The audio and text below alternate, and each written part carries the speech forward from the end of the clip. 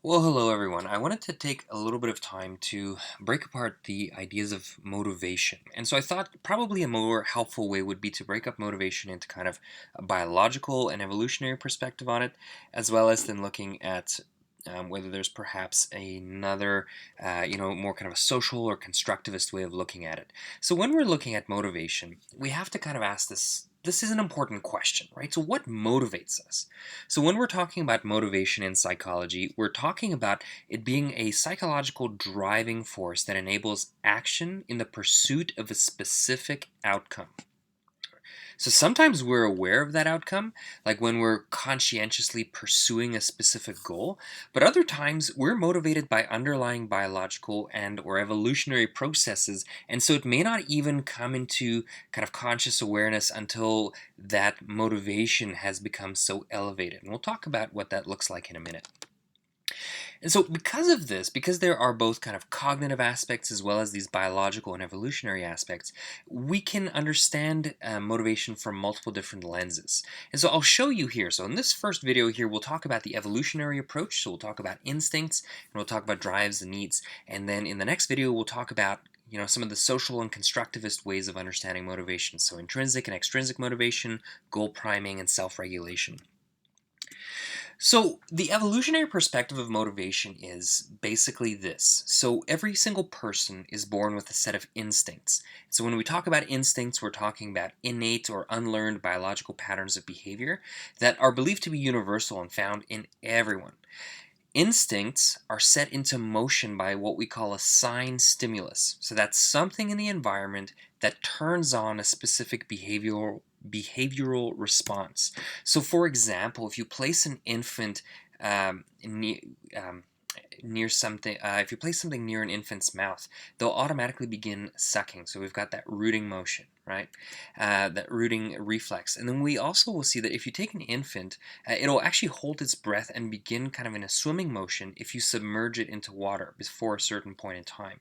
Now, I'm not suggesting that these are kind of take-home experiments that you should do, but it's interesting, right? So even from a very, very early phase of development, there are these instincts that are present, right? So we call them reflexes when they're younger because they tend to disappear. But at its core, it is, in fact, an instinctual behavior. It is an instinct.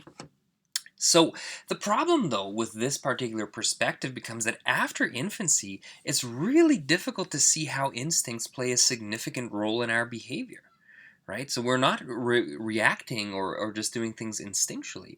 And there seems to come a point where the instincts tend to become less prevalent with what motivates us, and there are other factors that tend to drive it. So evolutionary theories have kind of switched roles a bit and have focused then and said, okay, so what motivated behavior is related then to sexual reproduction? Because sexual reproduction and reproduction of our genes, the passing on of our genes, is thought to play a very important evolutionary process. So current evolutionary theories are looking more at how is our behavior motivated, in particular when it comes to sexual reproduction.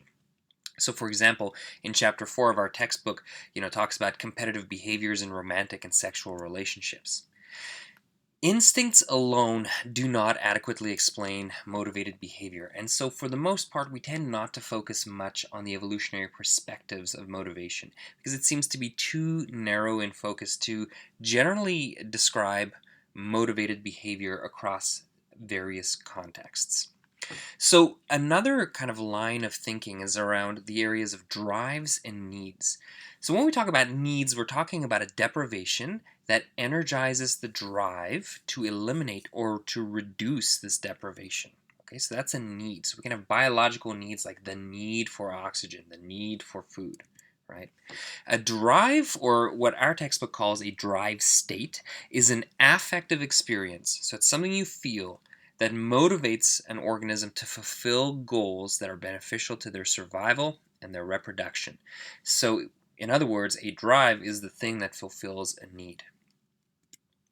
So, some of the more common drives that we tend to talk about are things like thirst, hunger, and sexual arousal. Now, our drives affect psychological processes such as perception, attention, emotion, and motivation, and they become very important for those reasons. Now, drive states are unique from other affective or emotional states because they generate very specific behaviors that result in specific benefits for the body.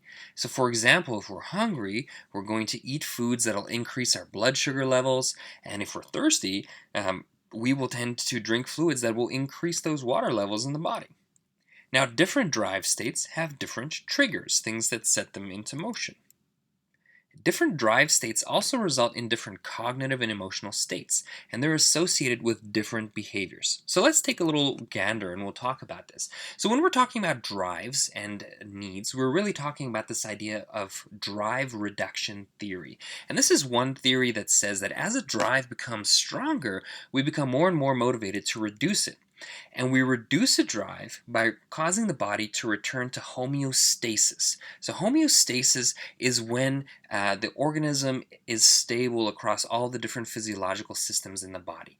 And so, whenever we have a drive, we move out of homeostasis for a time being. So, for example, if we are hungry, we are not in homeostasis. Our digestive processes are not in homeostasis. We are feeling the pangs of hunger, and our body is saying, hey, we need more food so we can create more energy. We're not in homeostasis at that moment.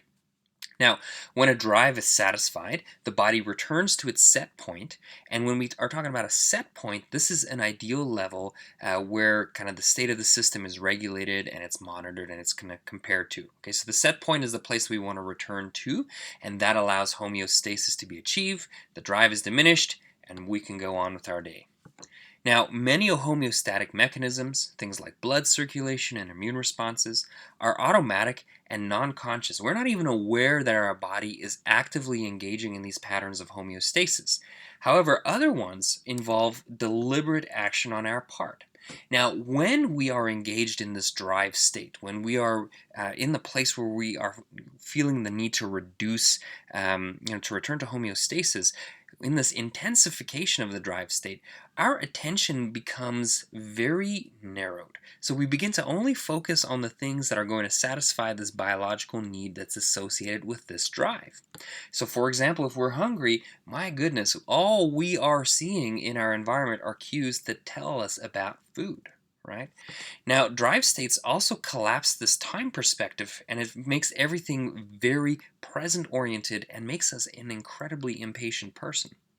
And at the same time, some research has also shown that these intense drive states can narrow our focus very inwardly and also really undermine altruism. So, an altruism is that desire to do good for other people, to care for other people. So when we are in this narrow detention state, we are impatient, we are not super kind, and we are only goal directed towards getting that drive met.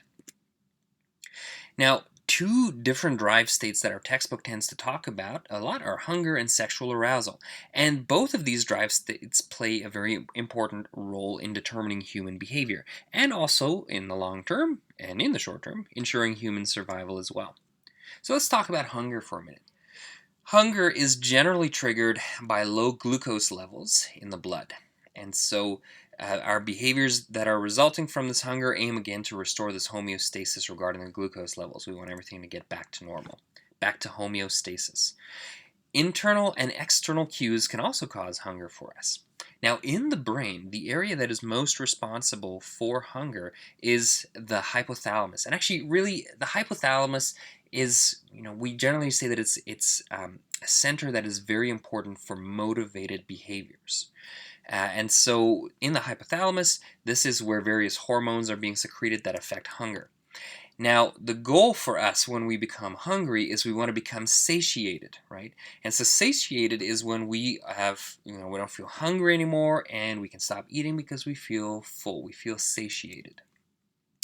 So the feeling of hunger is the thing that gets us to start eating, but satiation gets us to stop. So it's an important thing, we need that. So hunger and satiation are two different and distinct processes, and they're also controlled by different circuits in the brain, and they're also triggered by very, very different cues. So when we're in this hunger state and we're on this drive for food, so after we've identified a food item, our brain also needs to determine the reward value of the food, which affects what our motivation level is to consume that food. So the reward value ascribed to a particular item is sensitive to the level of hunger. So the hungrier we are, the greater the reward value of any kind of food, right? And we can all think about this in our lives as a very true kind of fact. So if we are very, very hungry, if we're just maybe a little bit hungry, maybe we're just a little bit peckish, and someone's like, here's some, cantaloupe. We might be like, nah, not that hungry, right? I don't need that. But let's say we are starving. We've gone without food for several days, and someone's like, hey, here's some cantaloupe, or here's some broccoli, or maybe other things that we wouldn't normally prefer. The reward value of that food is significantly higher than it would be at any other point, right? So the hungrier we are, the greater the reward value of any kind of food.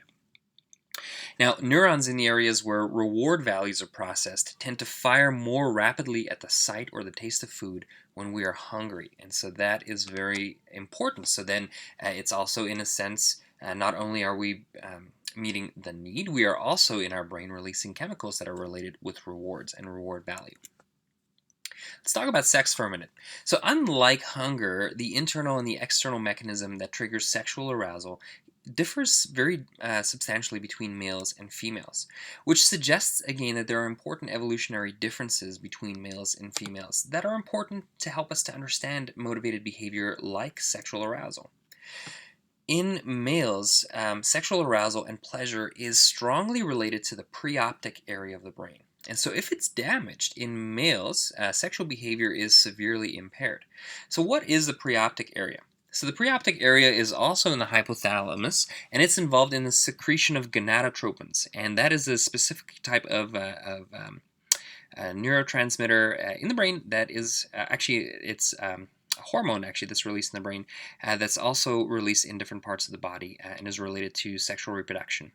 Now, gonadotropins are implicated in both male and female sexual behavior, but for whatever reason, in males, this is a particular area where that, if impaired, impairs sexual behavior. Now, there are other drive states as well, right? We can think of things like fear, like thirst, exhaustion, exploratory and maternal drives, drug cravings. All of these are other drive states.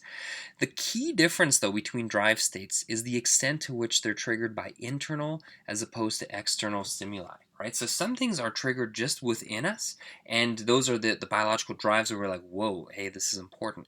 Whereas there are many other types of drives that are actually triggered by external cues, right? So thirst is induced by both decreased fluid levels and an increased concentration of salt in the body. So it's a very internal kind of thing. On the other hand, fear is induced by threats that we see or perceive within our environment and our external environment. And so that drive state is triggered almost exclusively by external factors. Now, we're talking here about drive reduction theory, but there are some important things that we should take a note of. That's important for us when we're considering this particular lens for looking at motivated behavior. Drives and needs are not always associated in a way that makes sense. So, for example, sometimes we can disregard a clear biological need that actually could trigger a drive, but we can disregard it for a higher purpose. So, for example, think about different religious groups who undergo extended fasting for religious purposes for long periods of time. The other thing to consider is that many drives are often unconscious and they're not related to needs. So, for example, what do we do with, if we're full from having a really fine meal, but then we need, to eat that dessert, right? We're already full, so it's not really a hunger thing, and yet there is a drive towards meeting a particular need. Another thing to consider is that we often engage in behavior that purposely places the body outside of homeostasis. So, for example, if you're taking a challenging course, if you're planning on switching careers or busy doing that, if you're training for a triathlon, all of these motivated behaviors are focused at placing us in a state of dysregulation, of a state outside of homeostasis. And so, we have to take these things into consideration too when we consider the utility of drive reduction theory for explaining all types of motivated behaviors. I'm going to stop here for a minute and we will pick up in a little bit.